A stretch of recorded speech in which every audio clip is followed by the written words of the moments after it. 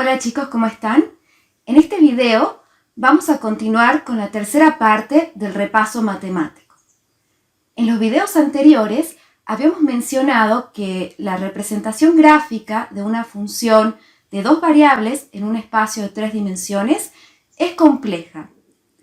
Debido a ello, para simplificar el análisis, una manera de visualizar una función de dos variables y que tiene un interés particular en economía es mediante sus curvas de nivel.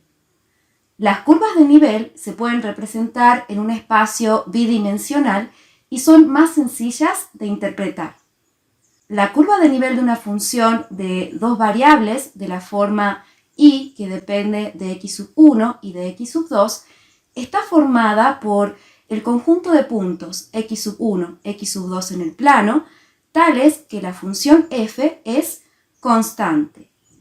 Esta es la definición formal en términos matemáticos. Para trazar una curva de nivel se toma un valor fijo de la variable dependiente y se calculan las diferentes combinaciones de las dos variables independientes x1 y x2 que producen el valor fijo de la variable dependiente. Entonces, podemos fijar el valor de y en y sub 0 y despejar x2 en función de x1, con lo cual obtenemos la expresión matemática de la curva de nivel y sub 0, mediante la cual se pueden determinar las diferentes combinaciones de x1 y de x2 que producen el valor y sub 0. También podemos fijar el valor de y en y sub 1 y despejar x2 en función de x1, con lo cual obtenemos la expresión matemática de la curva de nivel y sub 1. Y así podemos darles distintos valores a y hasta y sub n, con lo cual obtenemos la expresión matemática de la curva de nivel y sub n. Al conjunto de curvas de nivel que se obtiene al variar el valor fijo de y se le llama mapa de curvas de nivel. Geométricamente, a la gráfica del plano tridimensional de una función de dos variables se le realizan cortes horizontales y equidistantes. Y a partir de estos cortes se construyen las curvas de nivel en el plano bidimensional. Es como si tuviéramos una manzana, a esa manzana la cortamos en varias rodajas y en lugar de estudiar la manzana completa, simplificamos el análisis estudiando sus rodajas. Este gráfico es como si miráramos desde arriba a los cortes horizontales y equidistantes que le realizamos al gráfico de la superficie de la función, y cada una de estas curvas tiene asociado un determinado nivel que se corresponde con un determinado valor fijo de y. El concepto de curvas de nivel no es nuevo para ustedes. Hay por lo menos dos curvas de nivel que ustedes ya conocen de Economía 1. Las curvas de indiferencias de la teoría ordinal del consumidor y las isocuantas de la teoría de la firma. Y este concepto no solo se utiliza en economía. En el área de las ciencias naturales también se trabaja con curvas de nivel. Por ejemplo, en las ciencias de la Tierra, como la geología y la geodesia, se realizan cortes horizontales y equidistantes imaginarios a las montañas, a partir de las cuales se construyen mapas topográficos. Los mapas topográficos son una representación bidimensional de la superficie terrestre o de una parte de la superficie terrestre a una escala definida y se construyen mediante una serie de normas, códigos y unidades. Los mapas que todos conocemos desde la primaria o secundaria y que estudiábamos en geografía también son mapas topográficos que se construyen utilizando curvas de nivel. A partir de los polos terrestres se traza una cuadrícula o red de líneas imaginarias formadas por los paralelos y meridianos que luego se proyectan en una superficie plana. En oceanografía se trabaja con mapas de temperaturas que también son mapas de curvas de nivel. A la curva de nivel se le llama isoterma y se define como una línea imaginaria que une puntos de la superficie terrestre con igual temperatura. Los colores indican las distintas intensidades de la temperatura. Y así hay muchos otros ejemplos que pueden darse, como este mapa de salinidad que también pertenece al área de la oceanografía. Hay mapas de suelos, mapas climáticos, urbanísticos, biológicos, etc., que también se construyen a partir de curvas de nivel. Bueno, volviendo a nuestra área y a nuestro repaso matemático, hay dos propiedades muy importantes con respecto a las curvas de nivel que nos dicen lo siguiente. Una función cóncava, como la que tenemos en el dibujo, tiene curvas de nivel estrictamente convexas en el plano bidimensional. Y ya sabemos que en un problema de optimización, cuando la función objetivo que estamos analizando es cóncava, se cumplen las condiciones de primer y segundo orden para un máximo. Una función convexa tiene curvas de nivel estrictamente cóncavas en el plano bidimensional. Y ya sabemos que en un problema de optimización, cuando la función objetivo que estamos analizando es convexa, se cumplen las condiciones de primer y segundo orden para un mínimo. Lo que hemos visto hasta ahora podría plantearnos el siguiente interrogante. Si tenemos un problema de optimización con restricciones, en el cual la función objetivo es una función de dos variables, ¿para qué necesitamos las condiciones de segundo orden si con el test de la segunda derivada podemos determinar si la función es cóncava o convexa, y con eso ya podemos saber si los puntos críticos encontrados con las condiciones de primer orden corresponden a un máximo o a un mínimo? El test de la segunda derivada ¿puede reemplazar a las condiciones de segundo orden? Para responder estas preguntas, repasemos el test de la segunda derivada y lo utilicemos para estudiar una función particular. El test de la segunda derivada nos dice que si tenemos una función de dos variables con derivadas parciales continuas de primero y de segundo orden, entonces la función es cóncava si y solo si las segundas derivadas parciales directas de la función f(1,1) y f(2,2) son menores o iguales que 0, y si este determinante conformado por las segundas derivadas parciales directas y cruzadas de la función es mayor o igual que 0. Si las tres desigualdades son estrictas, la función es estrictamente cóncava, y si las desigualdades no son estrictas, la función es cóncava.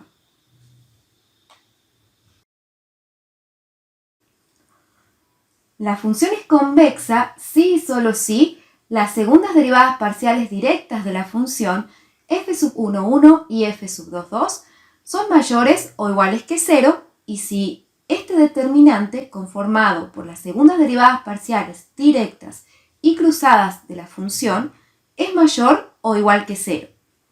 Si las tres desigualdades son estrictas, la función es estrictamente convexa, y si las desigualdades no son estrictas, la función es convexa.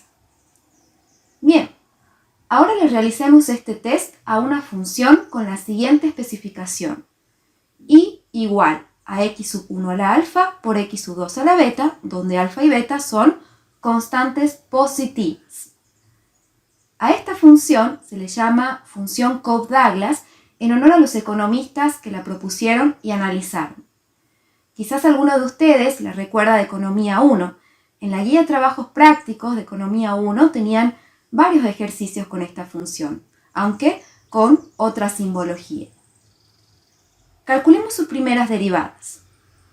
La primera derivada parcial de la función con respecto a x(1), manteniendo constante x(2), va a ser igual a alfa por x(1) a la alfa menos 1 por x(2) a la beta. La primera derivada parcial de la función con respecto a x(2), manteniendo constante x(1), va a ser igual a beta por x(1) a la alfa por x(2) a la beta menos 1. Ahora, a partir de estas derivadas, podemos obtener las segundas derivadas parciales. La segunda derivada parcial directa de la función con respecto a x(1) va a ser igual a alfa por alfa menos 1 por x(1) a la alfa menos 2 por x(2) a la beta. el signo de f sub 1, 1 va a depender de esta expresión que tenemos entre paréntesis, de cómo sea alfa con respecto a 1. Si alfa es mayor que 0, pero menor que 1, f sub 1, 1 será menor que 0. Si alfa es igual a 1, f sub 1, 1 será igual a 0. Y si alfa es mayor que 1, f sub 1, 1 será mayor que 0. La segunda derivada parcial directa de la función con respecto a x sub 2 va a ser igual a beta por beta menos 1 por x1 a la alfa por x2 a la beta menos 2. El signo de f sub 2, 2 va a depender de esta expresión que tenemos entre paréntesis, de cómo sea beta con respecto a 1. Si beta es mayor que 0, pero menor que 1, f sub 2, 2 será menor que 0. Si beta es igual a 1, f sub 2, 2 será igual a 0. Y si beta es mayor que 1, f sub 2, 2 será mayor que 0.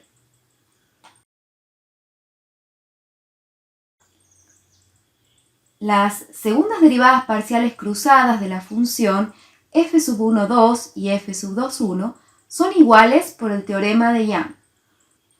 Por lo que, ya sea que derivemos parcialmente la función primero con respecto a x1 y después con respecto a x2, o primero con respecto a x2 y después con respecto a x1, vamos a obtener el mismo resultado.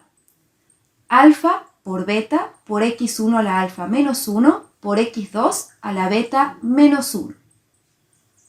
Una vez que ya tenemos todas las segundas derivadas parciales de la función, tenemos que trabajar con este determinante, que si lo resolvemos va a ser igual a f sub 1, 1 por f sub 2, 2 menos f sub 2, 1 al cuadrado. Entonces, si nosotros reemplazamos las segundas derivadas parciales de la función Cobb-Douglas en esta expresión, luego de realizar los pasos algebraicos correspondientes, vamos a obtener este resultado. En esta filmina yo he omitido varios pasos intermedios. Les queda de tarea a ustedes trabajar con esta expresión y demostrar que este es el resultado final que se obtiene. Analicemos este resultado. Alfa y beta son positivos, por lo que el signo de esta expresión va a depender del término que tenemos entre corchetes, de cómo sea la suma de los exponentes de la función Cobb-Douglas con respecto a 1. Si alfa más beta es menor que 1, la expresión 4 va a ser mayor que 0. Y para que alfa más beta sea menor que 1, ni alfa ni beta pueden ser iguales a 1 ni mayores que 1. Ambas constantes tienen que estar entre 0 y 1, por lo que f sub 1, 1 y f sub 2, 2 son ambas menores que 0. Entonces, en este caso, el test de la segunda derivada nos dice que la función es estrictamente cóncava porque las desigualdades son estrictas.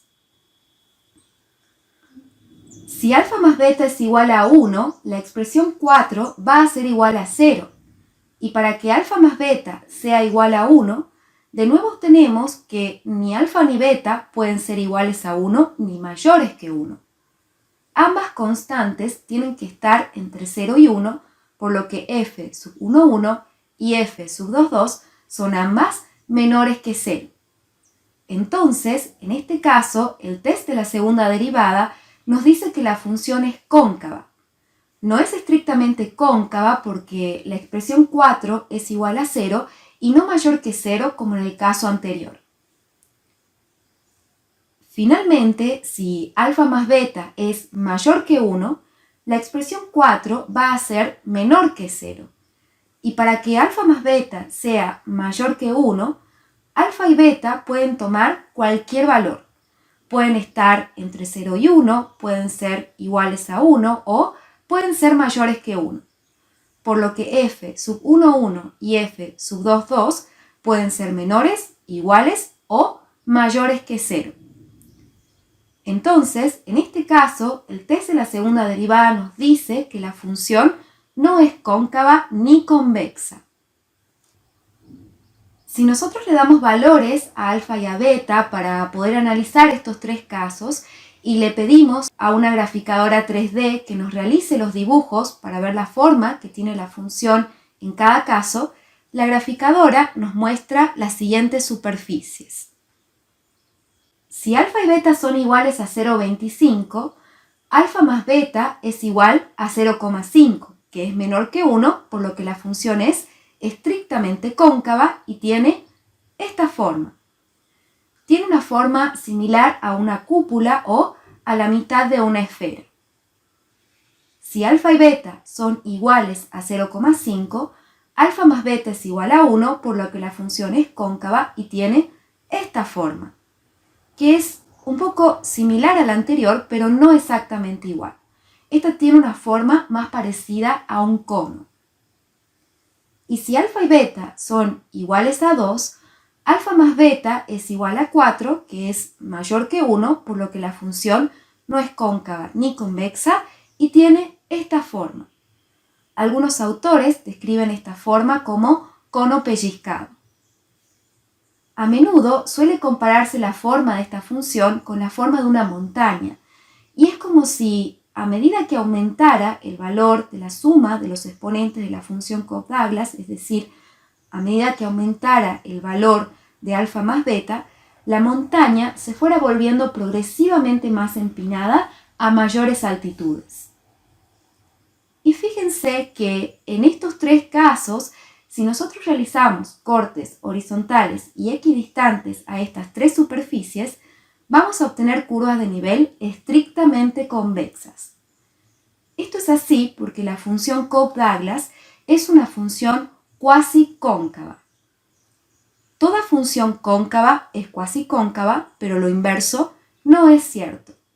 No toda función cuasi cóncava es cóncava.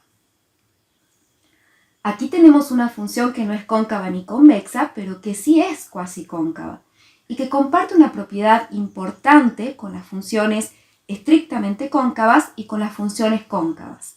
Las tres generan curvas de nivel estrictamente convexas. Para distinguir un poco más entre concavidad y cuasi concavidad, podemos decir que una función cuasi cóncava es cóncava si todos los segmentos de línea que conectan dos puntos cualesquiera están dentro de la forma de la función, y que una función es cuasi cóncava pero no cóncava si no todos los segmentos de línea que conectan dos puntos cualesquiera están dentro de la forma de la función. La noción de cuasi concavidad es más débil que la noción de concavidad, pero como les decía, una función de dos variables cuasi cóncava, no cóncava, también genera curvas de nivel estrictamente convexas.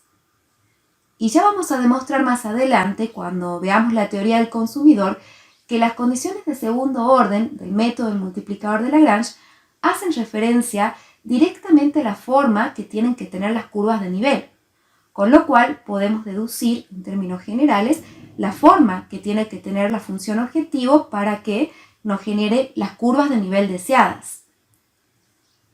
En la teoría del consumidor, pedirle a la función de utilidad que sea cóncava es una imposición fuerte y restrictiva, porque una de las propiedades más significativas de la función de utilidad tiene que ver con las características de sus curvas de nivel, de sus curvas de indiferencias.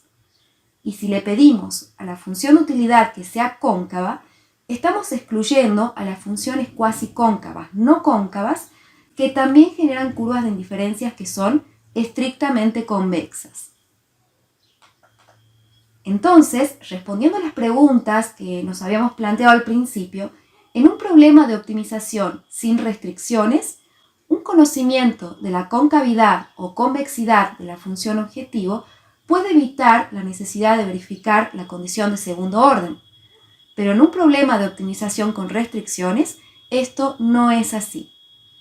El test de la segunda derivada no reemplaza las condiciones de segundo orden del método del multiplicador de Lagrange, ya que el test de la segunda derivada se refiere a la concavidad y convexidad de una función objetivo y no nos dice si una función es cuasi cóncava o cuasi convexa. En el contexto de la optimización restringida, la configuración deseada es la cuasi concavidad en lugar de la concavidad para un máximo y la cuasi convexidad en lugar de la convexidad para un mínimo. Y esto es así porque la condición suficiente de segundo orden es más débil para el problema de optimización restringida que para el problema de optimización sin restricciones. Bien, ahora repasemos la regla de Cramer. La regla de Cramer es un método del álgebra lineal que se utiliza para resolver sistemas lineales de ecuaciones a través de determinantes. Si tenemos un sistema de n ecuaciones y n incógnitas, es decir, un sistema con igual número de ecuaciones que de incógnitas, podemos expresar este sistema en forma matricial, en donde A es la matriz de coeficientes del sistema, X es el vector columna de las incógnitas y B es el vector columna de las soluciones. Y si el determinante de la matriz de coeficientes es distinto de 0, entonces el sistema A por X igual a B posee solución única, es decir, es un sistema compatible determinado y las incógnitas del sistema de ecuaciones pueden ser encontradas como una división de determinantes. El valor de cada una de las incógnitas de x1, de x2 hasta xn se obtiene dividiendo el determinante de la matriz asociada a cada incógnita por el determinante de la matriz del sistema A. Entonces, x1 va a ser igual al determinante de la matriz A1, en donde A1 es la matriz asociada a la incógnita que estamos buscando, que en este caso es x1, sobre el determinante de la matriz de coeficientes del sistema A. El determinante de la matriz asociada a x1, A1, es el determinante de la matriz que se obtiene al sustituir en la matriz del sistema A la columna de los coeficientes correspondientes a la incógnita x1 por el vector columna B de las soluciones. Esto es lo que tenemos aquí. Buscamos en la matriz A la columna de los coeficientes de x1, que es la primera columna, y reemplazamos esta columna por el vector de las soluciones. Los otros coeficientes de la matriz no se modifican. Si queremos calcular el valor de x2, este va a ser igual al determinante de la matriz asociada a x2, A2, sobre el determinante de la matriz A. Para el determinante de A2, tenemos que buscar en la matriz A cuál es la columna correspondiente a los coeficientes de x2, que es la segunda columna. Y reemplazamos esta columna por el vector de las soluciones. Los otros coeficientes no se modifican. Finalmente, para calcular el valor de x sub n, tenemos que dividir el determinante de la matriz asociada a x sub n, A sub n, en el determinante de la matriz A. Para el determinante de A sub n, buscamos en la matriz A cuál es la columna correspondiente a los coeficientes de x sub n, que es la última columna, y reemplazamos esta columna por el vector de las soluciones. Los otros coeficientes no se modifican. La regla de Cramer es muy útil para realizar análisis de estática comparativa a partir de las condiciones de segundo orden del método de Lagrange. Así que es importante que practiquen esta regla y para ello tienen el ejercicio 9 del trabajo práctico 1. La estática comparativa nos permite ver cómo un cambio en algún parámetro afecta a los valores óptimos de las variables de elección. Para ver cómo se determina esto, volvamos a las condiciones de segundo orden del problema de optimización con restricciones cuando teníamos funciones de dos variables.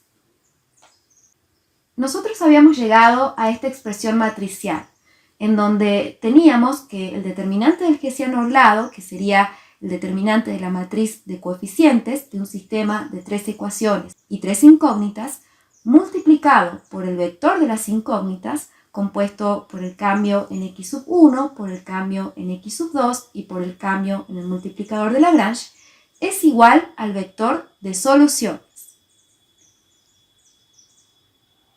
Si queremos encontrar el cambio en x sub 1 por la regla de Cramer, este va a ser igual al determinante de la matriz asociada al cambio en x sub 1 dividido en el determinante del hessiano Orlado.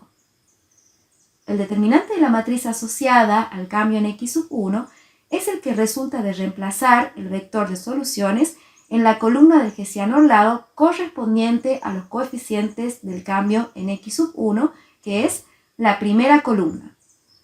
Esto es lo que tenemos aquí. Las otras columnas del hessiano Orlado no se modifican. Bien, ahora para resolver el determinante que tenemos en el numerador, vamos a utilizar el método de Laplace. Para desarrollar este método tenemos que tomar los elementos de una columna o de una fila, multiplicar cada uno de esos elementos por el determinante de su matriz adjunta y sumar estos productos. Yo voy a tomar los elementos de la primera columna. Recordemos que al primer elemento debemos antecederle el signo positivo, al segundo elemento el signo negativo y al tercer elemento el signo positivo. Entonces, el cambio en x sub 1 va a ser igual a menos lambda por el cambio en g sub 1 por el determinante que resulta de eliminar la primera fila y la primera columna, el determinante h11, en donde el primer subíndice indica la fila que se elimina y el segundo subíndice la columna que se elimina. Y a eso lo dividimos en el determinante del hessiano Orlado. Más. Vamos con el segundo elemento, al cual tenemos que anteceder un signo menos, por lo que tenemos lambda por el cambio en g sub 2 por el determinante que resulta de eliminar la segunda fila y la primera columna, el determinante h21, y a eso lo dividimos en el determinante del hessiano Orlado. Más. Ahora tomamos el último elemento de la primera columna, 0, por el determinante que resulta de eliminar la tercera fila y la primera columna, el determinante h31, y a eso lo dividimos en el determinante del hessiano Orlado. Ahora todo este término nos desaparece porque es igual a 0. Y podemos calcular el determinante h11 y el determinante h21. El determinante h11 era el resultante de eliminar la primera fila y la primera columna. Y esto va a ser igual a f sub 2 por 0, que es 0, menos g sub 2 por g sub 2, que es menos g sub 2 al cuadrado, y esto es menor que 0. El determinante h21 era el resultante de eliminar la segunda fila y la primera columna. Y esto va a ser igual a f sub 1,2 por 0, que es 0, menos g sub 1 por g sub 2. No podemos saber el signo de esta expresión porque no conocemos los signos de g sub 1 ni de g sub 2. Para saber los signos de estos coeficientes, necesitaríamos conocer la expresión matemática específica de la restricción del problema de optimización. Bien, aquí ya tenemos resumidos los cálculos que hemos realizado.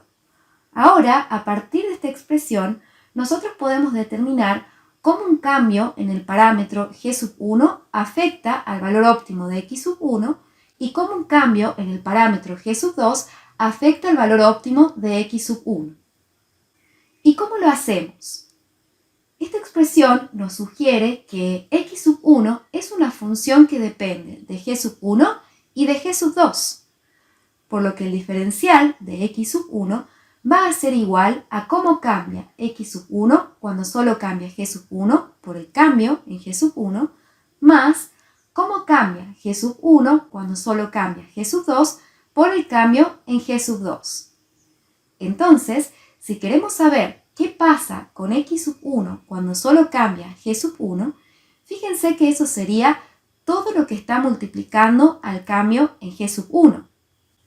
Volviendo a la expresión anterior, tenemos que buscar dónde tenemos el cambio en G sub 1, que lo tenemos aquí. Y la derivada parcial de x sub 1 con respecto a G sub 1 va a ser todo lo que está multiplicando al cambio en x sub 1, que es igual a menos lambda por el determinante H11 sobre el determinante del hessiano Orlado. Esto es lo que tenemos aquí. Al determinante H11 ya lo habíamos calculado. Podemos reemplazarlo en esta expresión, con lo cual nos queda lambda por G sub 2 al cuadrado dividido en el hessiano Orlado. Ahora, si queremos determinar el efecto de un cambio en G sub 2 en el valor óptimo de x sub 1, eso sería igual a todo lo que está multiplicando al cambio en G sub 2. Buscamos dónde tenemos el cambio en G sub 2, lo tenemos aquí, por lo que la derivada parcial de x sub 1 con respecto a G sub 2 va a ser igual a lambda por el determinante H21 dividido en el determinante del hessiano Orlado. Esto es lo que tenemos aquí. Y aquí también podemos reemplazar el determinante H21, que ya lo habíamos calculado, con lo cual nos queda igual a lambda por G sub 1 por G sub 2 sobre el determinante del hessiano Orlado. Al determinante del hessiano Orlado también podemos resolverlo utilizando el método de Laplace, con lo cual vamos a llegar a esta expresión. Aquí yo omití varios pasos intermedios. Les queda de tarea a ustedes demostrar que esta es la expresión final a la que se llega. Ya sabemos que el determinante del hessiano Orlado debe ser mayor que 0 para un máximo y debe ser menor que 0 para un mínimo. Como no tenemos información adicional sobre la forma específica de la función objetivo, ni conocemos magnitudes de G sub 1 ni de G sub 2 que provienen de la restricción, todavía no podemos conocer los signos de estas dos derivadas parciales. Por lo que todavía no podemos saber si un aumento en G sub 1 produce un aumento o una disminución en X sub 1, y tampoco podemos saber si un aumento en G sub 2 produce un aumento o una disminución en X sub 1. Pero esta es la forma matemática en la que se realizan análisis de estática comparativa cuando tenemos problemas de optimización con restricciones. Ya cuando veamos la teoría del consumidor vamos a poder hacer un análisis de signos. Por el momento es importante que ustedes sepan cómo se realizan estos cálculos y lo que estos resultados nos muestran. La derivada parcial de x sub 1 con respecto a g sub 1 nos muestra cómo un cambio en g sub 1 afecta a x sub 1 cuando se mantiene constante g sub 2. Y la derivada parcial de x sub 1 con respecto a g sub 2 nos muestra cómo un cambio en g sub 2 afecta a x sub 1 cuando se mantiene constante g sub 1. De la misma manera, podríamos estar interesados en saber cómo un cambio en G sub 1 o cómo un cambio en G sub 2 afecta a X sub 2. El procedimiento es similar, pero tenemos que tener en cuenta que cuando calculamos el cambio en X sub 2 como una división de determinantes, en el determinante del numerador tenemos que reemplazar el vector de soluciones en la segunda columna del hessiano Orlado. Bueno chicos, con esto terminamos el repaso matemático. Aquí les dejo la bibliografía principal que he consultado para este tema. En el próximo video teórico vamos a comenzar con la teoría del consumidor. Gracias por su atención, cuídense mucho y hasta pronto.